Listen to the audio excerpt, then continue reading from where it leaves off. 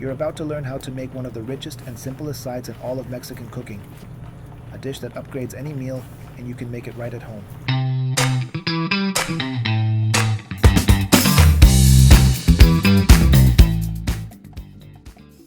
Welcome back to From Maiz to Maple. Today we're making refried beans. We start with 3/4 of a teaspoon of pork lard. I found this at a Latin grocery store, and if possible, I highly recommend sticking to it. It gives the beans their distinctive flavor.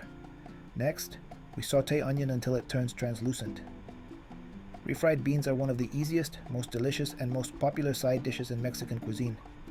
They pair with almost anything: eggs, tacos, tostadas, or whatever you have on the table.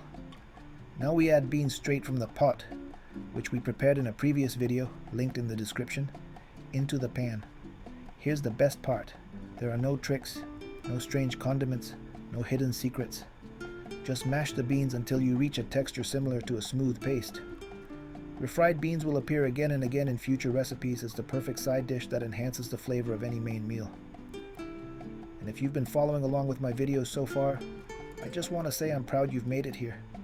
I really hope you're enjoying the journey, because what we're building together will let you cook for family, friends, or even just for yourself, and enjoy a meal that feels like home. Once mashed, we add cheese and mix it in. At this point, you can lower the heat to medium-low. I'm using Oaxaca cheese, which I also found at a Latin grocery store. But if you can't find it, mozzarella works perfectly too, with the same ability to melt.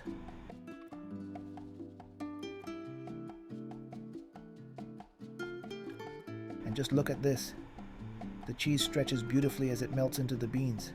Congratulations, because at this moment, you've officially made authentic homemade refried beans. They're fresher, tastier, and more comforting than anything you'd find in a can.